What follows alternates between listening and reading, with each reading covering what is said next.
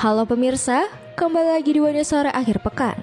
Hari ini, Wani Sore Akhir Pekan akan merangkum informasi mengenai Satreskrim Polres Metro Bekasi Kota menggerebek rumah produksi sabun cair palsu di Jatimurni, Pondok Melati, Bekasi yang beromset miliaran rupiah. Petugas menyita sabun cair merek terkenal yang dipalsukan dan siap dipasarkan secara online. Berita selanjutnya, Menteri Agama Nasaruddin Umar menegaskan bahwa perilaku tidak etis yang dilakukan Gus Elham yang viral karena mencium anak-anak perempuan saat berdakwah harus dipandang sebagai hal yang bertentangan dengan moralitas yang dianggap masalah bersama. Pemirsa, inilah Wani Sore Akhir Pekan selengkapnya.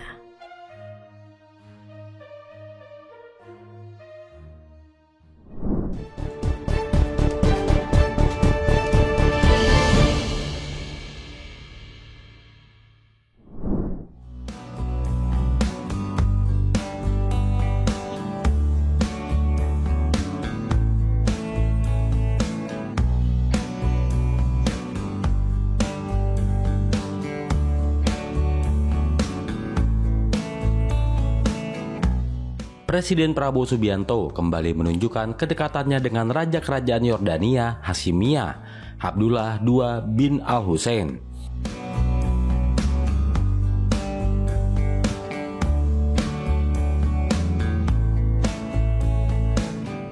Sebagai informasi, Raja Yordania mengunjungi Indonesia pada Jumat 14 November 2025.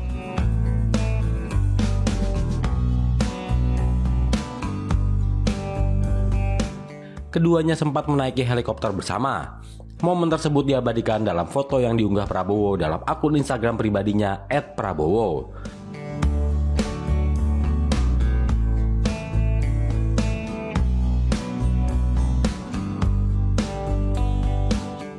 Dalam unggahan itu, keduanya terlihat duduk berdampingan di dalam helikopter bertuliskan Republik Indonesia.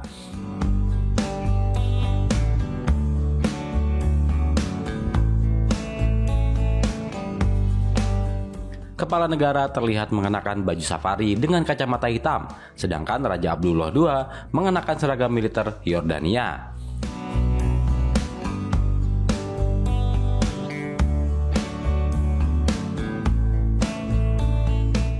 Tak cuma itu, keduanya juga menyaksikan kolaborasi demonstrasi drone antara Tentara Nasional Indonesia atau TNI dan Angkatan Bersenjata Yordania pada hari yang sama.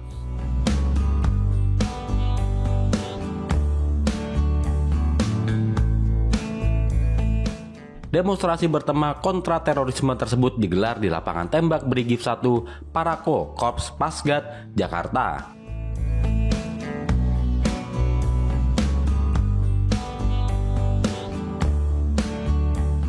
Sebelum keduanya bertolak ke Lanut Halim Perdana Kusuma untuk mengantar Raja Abdullah II meninggalkan Indonesia, acara diawali dengan atraksi pencak silat Merpati Putih, dilanjutkan atraksi bela diri TNI.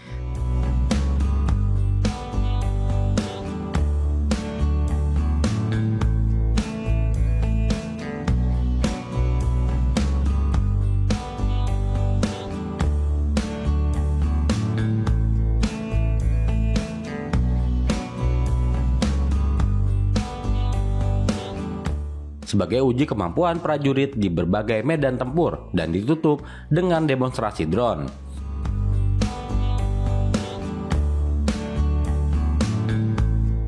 Usai pertunjukan, Raja Abdullah II dan Presiden Prabowo memberikan apresiasi kepada para prajurit dan menyalami personel TNI serta AB Yordania.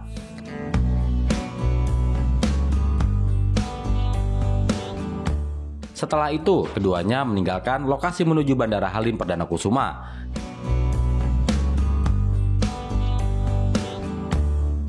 Turut hadir dalam acara tersebut Menteri Luar Negeri Sugiono, Menteri Pertahanan Syafrin Samsudin, Menteri Sekretaris Negara Prasetyo Hadi,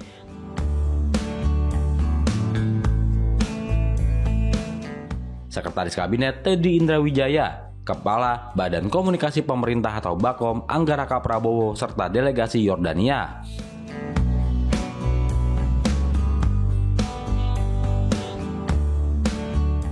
Diketahui Indonesia dan Yordania telah melaksanakan berbagai kegiatan kolaboratif.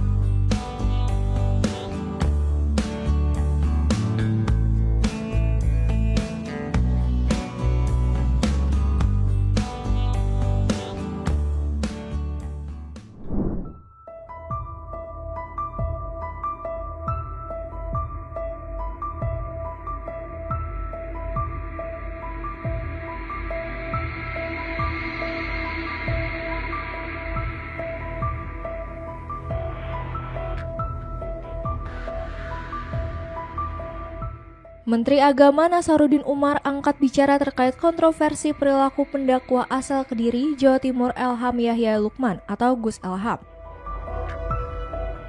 Belakangan Gus Elham menjadi viral setelah beredarnya video-video yang memperlihatkan dirinya menciumi anak-anak perempuan ketika berdakwah. Menak Nasaruddin Umar mengatakan segala bentuk perilaku yang bertentangan dengan moralitas harus dihadapi sebagai masalah bersama.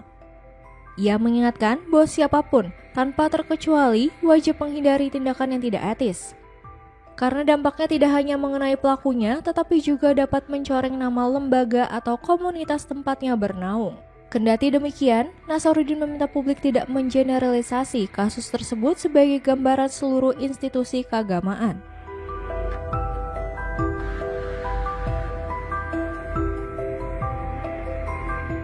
Menurutnya, persoalan seperti ini harus dipandang sebagai kasus individu dan ditangani secara khusus sesuai konteksnya. Ia menjelaskan bahwa Kementerian Agama terus berupaya memastikan lingkungan pendidikan dan keagamaan menjadi ruang yang aman. Salah satu langkah yang telah diterapkan adalah pembentukan tim pembinaan pesantren yang berfungsi sebagai forum bersama para pimpinan pesantren untuk mencegah berbagai bentuk penyimpangan di lembaga pendidikan. Setelah videonya menuai kecaman luas, Gus Elham menyampaikan permintaan maaf. Ia beralasan bahwa anak-anak dalam video tersebut berada di bawah pendampingan orang tua dan merupakan peserta rutin kegiatan pengajiannya. Kediri, 11 November 2025, jam 14.00 WIB. Dengan penuh kerendahan hati, saya Muhammad Ilham Yahya Al-Maliki secara pribadi memohon maaf yang sebesar-besarnya kepada seluruh masyarakat atas beredarnya video yang menimbulkan kegaduhan.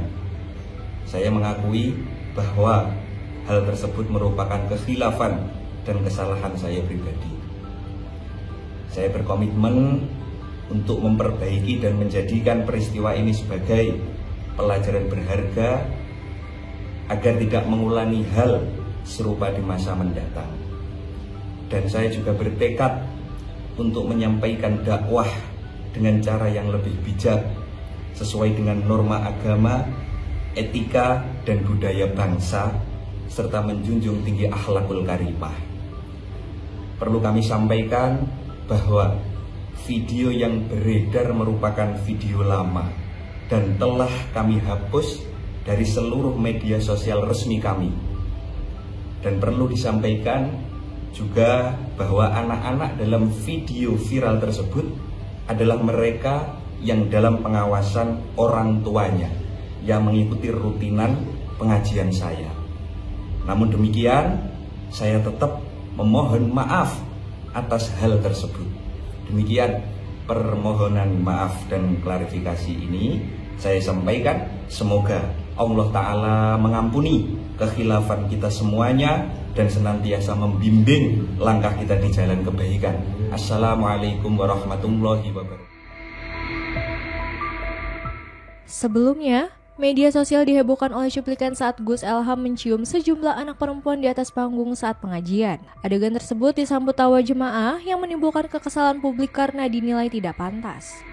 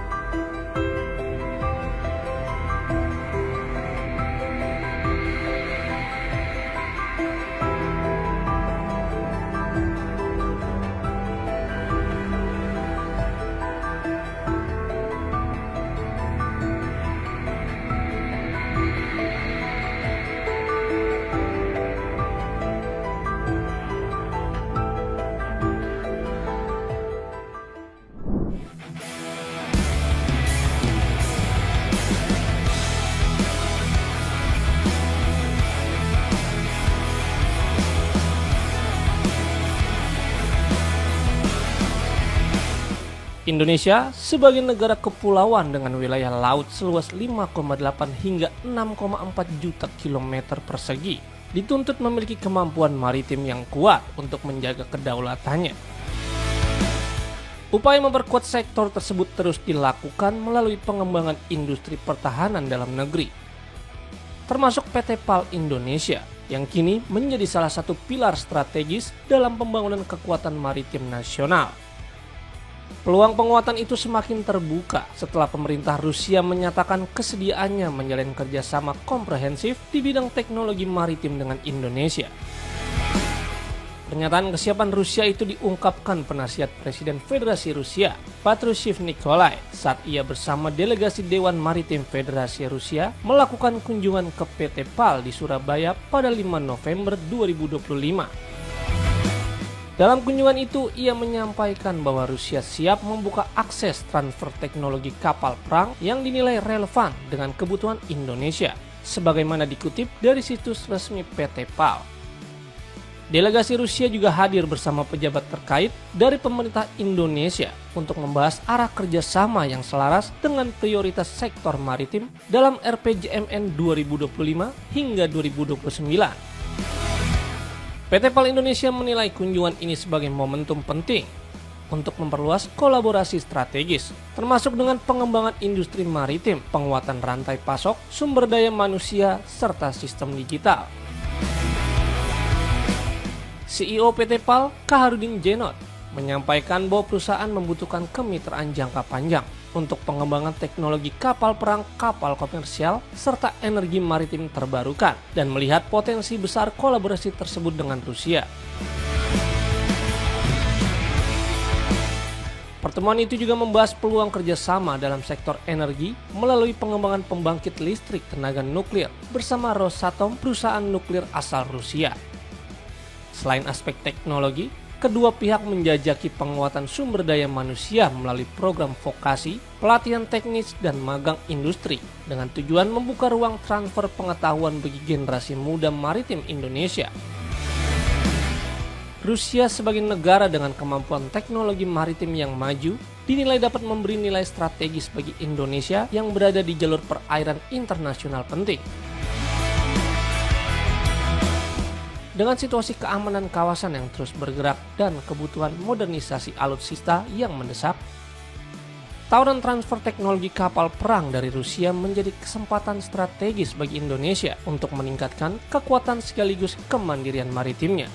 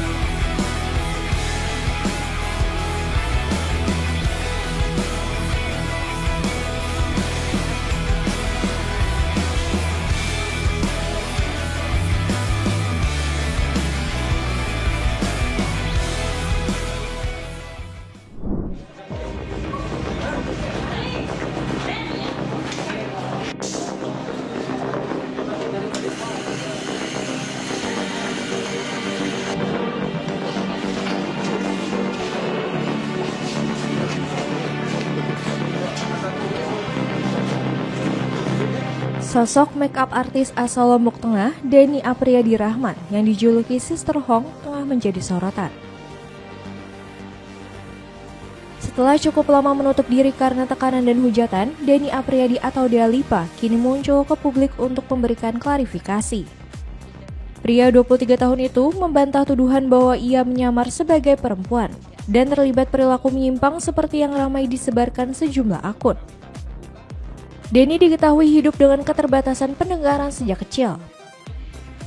Meski begitu, ia menekuni profesi sebagai penata rias pengantin yang ia pelajari secara otodidak melalui media sosial. Dalam keterangannya, Denny mengaku sangat tersakiti oleh penyebaran foto dan fitnah yang mengaitkannya dengan sosok Sister Hong. Ia menegaskan tidak pernah memiliki niat maupun ketertarikan untuk menyamar sebagai perempuan. Dalam klarifikasinya, Denny juga menceritakan masa kecil yang berat. Orang tuanya bercerai ketika ia masih membutuhkan peran ayah dan ibu, lalu keduanya bekerja ke luar negeri. Adalah orang yang sedang berproses sebagai penyintas disabilitas, sebagai anak muda yang tumbuh tanpa banyak bimbingan, dan sebagai seseorang yang sedang berusaha memperbaiki diri.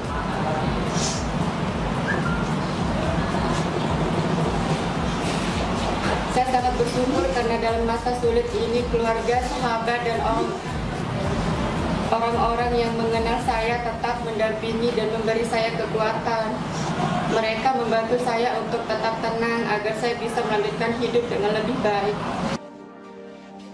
Denny mengaku ingin kembali bekerja secara normal untuk menopang hidupnya. Ia juga berjanji meninggalkan penggunaan hijab yang selama ini ia kenakan setelah merasa tertekan secara mental dan spiritual akibat viralnya kasus tersebut. Meski sejumlah pekerjaannya terhenti karena fitnah yang beredar, Denny bersyukur karena masih mendapat dukungan orang terdekat yang tahu kondisi sebenarnya.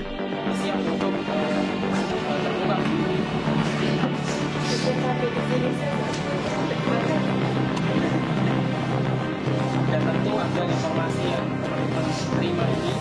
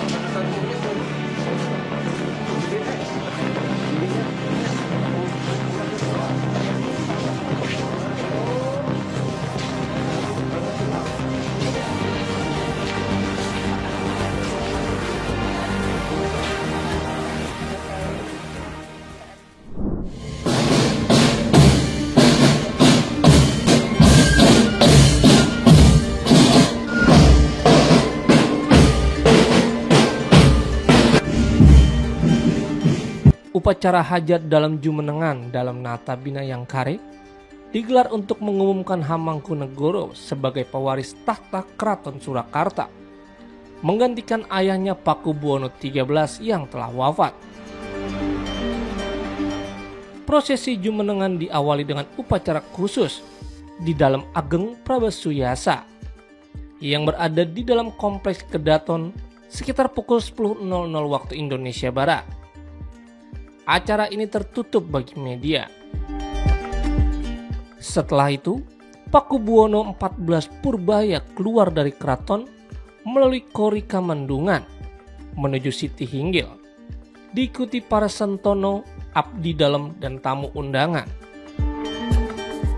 Di Siti Hinggil, putra bungsu Pakubuwono XIII berdiri di bangsal manguntur tangkil dan mengucapkan sabda dalam.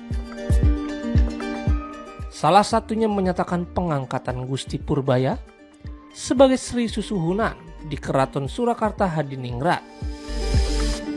Setelah prosesi sabda dalam, Gusti Purbaya menerima ucapan selamat dari para tamu undangan. Upacara kemudian ditutup dengan kirap jumenengan, di mana Pakubuwono XIV menaiki kereta Kiai Garuda Kencana dan mengelilingi Keraton Surakarta. Arak-arakan kirap jumenengan melalui rute yang sama seperti yang digunakan saat kirap malam 1 Suro. Beberapa warga Solo dan sekitarnya yang menyaksikan jalannya kirap menyatakan senang melihat raja baru.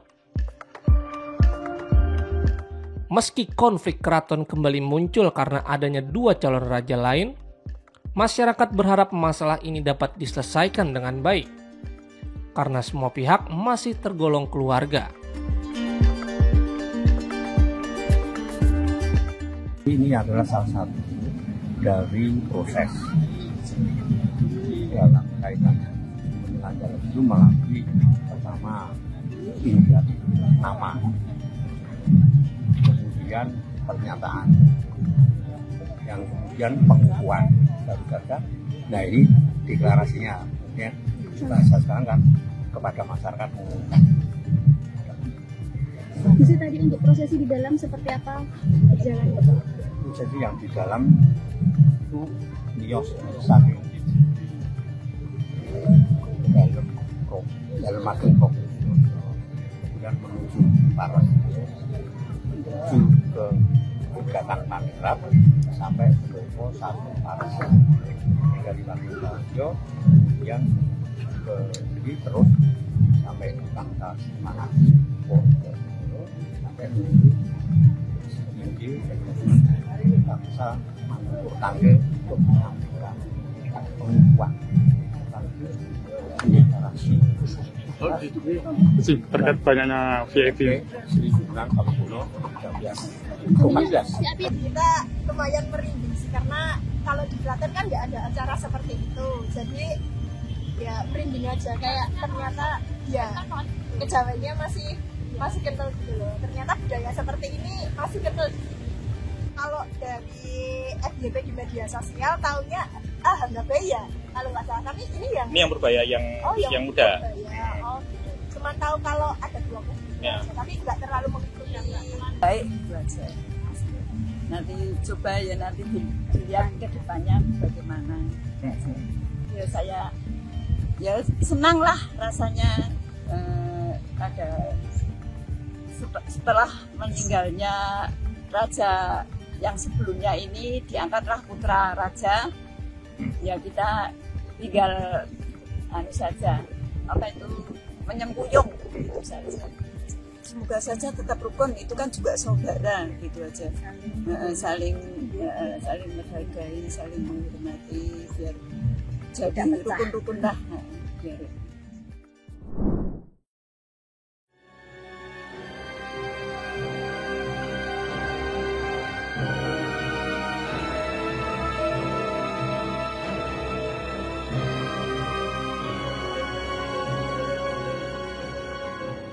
Pelaku penculikan balita Bilqis 4 tahun di Taman Pakui Sayang, Makassar, Sulawesi Selatan, berinisial SY 30 tahun, diduga telah menjual 3 anak kandungnya. Dugaan tersebut muncul dari pengakuan salah satu anak SY yang ikut diamankan oleh Dinas Pemberdayaan Perempuan dan Perlindungan Anak atau DP3A Makassar.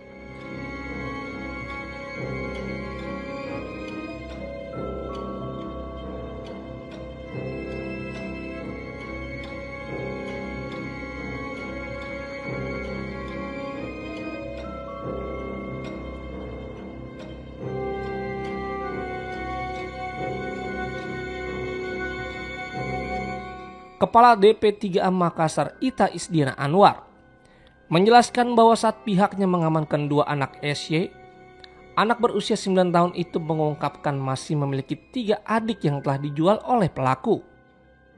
SY diketahui memiliki 6 anak, di mana anak pertama telah meninggal. Anak kedua dan ketiga saat ini diamankan di rumah aman UPTD PPA Makassar. Sementara anak keempat, kelima, dan keenam diduga telah dijual oleh SY. Ita menyebutkan bahwa usia 3 anak yang diduga dijual masih di bawah 5 tahun. Terdiri dari 2 laki-laki dan 1 perempuan, masing-masing berusia 4, 3, dan 2 tahun.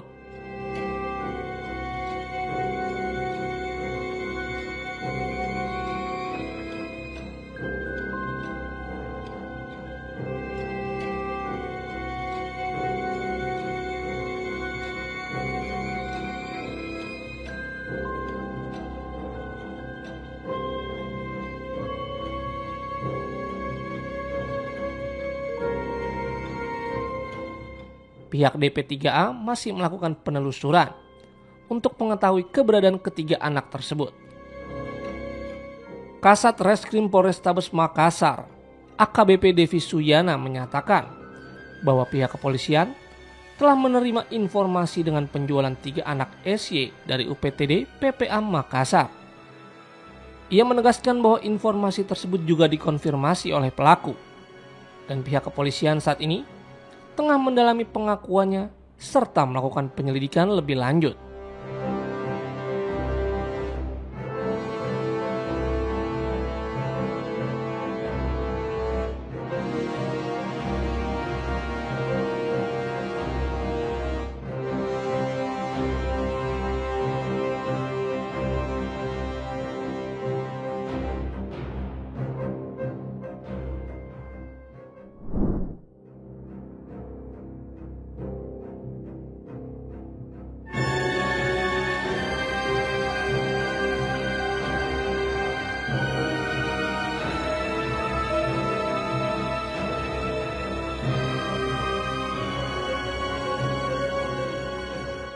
Satuan Reserse Kriminal Polres Metro Bekasi Kota menggerbek rumah produksi sabun cair palsu di Kafling Korolus, Kampung Sawah, Jatimurni, Pondok Melati, Bekasi, Kamis malam 13 November setelah menerima laporan dari konsumen.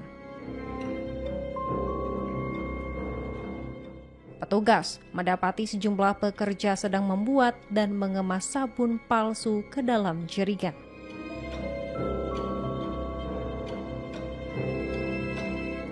Seorang wanita berinisial ROH ditetapkan sebagai tersangka, pemilik dan pencetus ide home industri tersebut.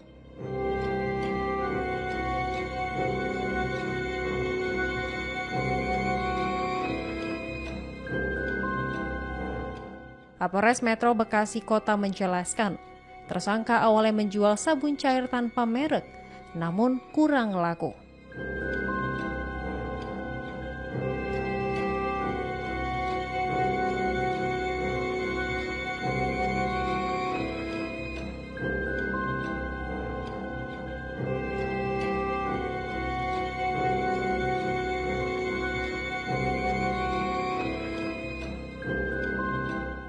Empat bulan terakhir, ia mencetak merek terkenal pada produknya dan menjualnya secara online dengan omset mencapai 1 miliar rupiah.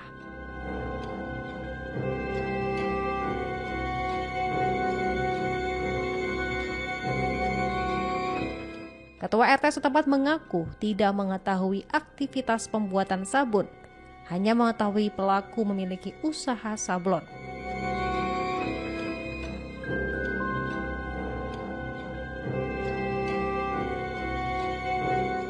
ROH terancam pasal 62 ayat 1 Jungto pasal 8 ayat 1 UU nomor 8 tahun 1999 tentang perlindungan konsumen dengan ancaman 5 tahun penjara. Kasus ditangani Polres Metro Bekasi Kota.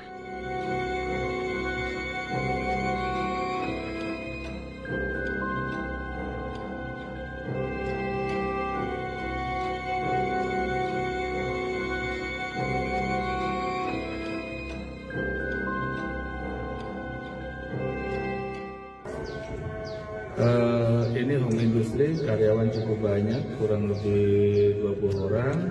Kemudian kalau yang ini puluhan jerigen ada di dalam, nanti sama-sama akan kita lihat. Dan juga ini ada mesin cetak daripada merek yang digunakan, pemasaran menggunakan e-commerce ini melalui online.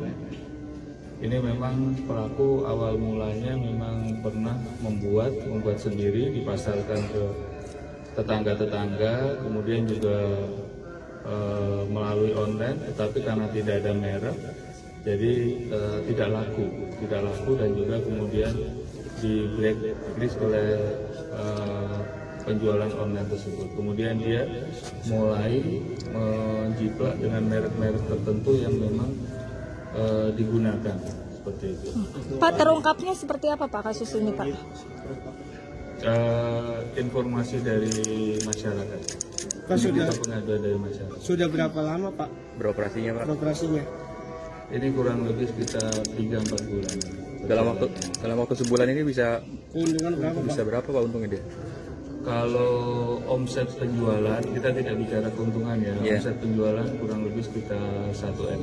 Pak, informasi dari masyarakat ini apakah ada yang dirugikan terkait penggunaannya atau menyebabkan penyakit atau seperti apa Pak sebenarnya? Sementara masih kita dalami, tapi kalau sementara ini adalah karena yang digunakan ini berbeda.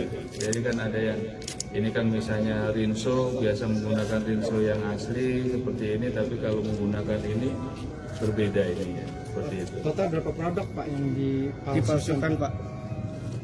Ada Rinso, ada Molto, ada Sunlight. Pak, ini berapa orang Pak yang ditetapkan menjadi tersangka ini Pak? Ini masih pendalaman ya, karena kan kalau pelakunya satu, karyawannya ada sekitar 20 orang. Aktivitasnya itu memang malam sendiri apa pada siang sih Pak kalau misalnya? Karena di rumah, jadi mulai dari pagi sampai malam dia bisa beraktivitas. Pak, dia belajar dari mana sih Pak melakukan ini Pak, pemalsuan ini? Ya, ini masih kita dalami juga itu. Kalau bahan-bahannya dibeli dari mana? Bahan-bahannya dibeli dari toko-toko kimia yang ada di tempat kita. Pak, tersangkanya satu itu apa karyawan atau pemilik? Sementara dia yang pemilik. Inisialnya apa Pak? Perempuan atau laki-laki? Perempuan, inisial ROH. Pak, untuk pasal yang disangkakan Pak? Pasal yang disangkakan? Pasal disangkakan pasal 62 ayat 1 junto pasal 8 ayat 1 huruf A, E, F, dan H Undang-Undang Nomor 8 tahun 99 tentang perlindungan konsumen. Sebelumnya saya nggak tahu ya mas mbak semuanya. Setahu saya kan dia selama ini dia di sablon. Untuk home industry ini kita sama sekali tidak tahu bahwa ada produksi yang sabun pencuci tangan itu kita nggak tahu. Tahu dari pihak reserse kemarin datang minta didampingi menjadi saksi. Kalau untuk sabun cairnya sendiri ini berapa lama Pak? Kenapa? Udah berapa lama? Sabun cair yang Bapak ketahuin Pak RT tahu. Udah berapa lama? Kalau untuk produksi ini sekitar 4 bulanan ya, kalau nggak salah itu. Karena setahu saya itu selama ini dia di sini itu yang ada cuma sablon. Usaha sablon. Ini apa ya? Alat-alat komputer buat beli online. Kalau untuk industri ini kita nggak tahu. Kalau berjualan di sini ya Pak? Ngontrak. Udah berapa lama? Kalau rumah tempat tinggal sendiri. Kalau untuk yang jadi usaha itu semuanya ngontrak. Dua-duanya ngontrak. Betul. Kalau tinggal di sini udah berapa lama Pak? 4 tahunan. Karyawannya banyak Pak? Kalau yang saya tahu sih untuk sablon itu nggak banyak. Kalau yang untuk home industry ini saya juga benar-benar nggak tahu tuh. Sebagai ketua lingkungan sini memang benar-benar nggak tahu. Tapi kalau aktivitas ini tiap malam ada apa seperti apa Pak? Karena ini sering mengganggu. Karena ini kan tertutup ya. Jadi saya nggak tahu pasti karena kan tertutup. Untuk kayak gini kan kita tadinya rumah ini kosong, baru dengar-dengar dikontrak baru sebulan. Kabarnya setiap hari selalu ramai Pak di sini Pak, aktivitasnya Pak, ya, kabar warga. Ya dari sablon itu, kita tahunya dari sablon. Dari sablon itu. Kalau untuk home industry kita sama sekali tidak tahu. Curigaan gitu ada nggak sih Pak? Kalau kecurigaan itu sih kita pernah ya, saya warning kalau emang mau bikin home industri itu harus istilahnya perizinannya dilengkapin. Berarti dia sempat ngomong ada mau bikin home industri? Enggak. Karena omongan warga. Dia nggak punya izin dari itu.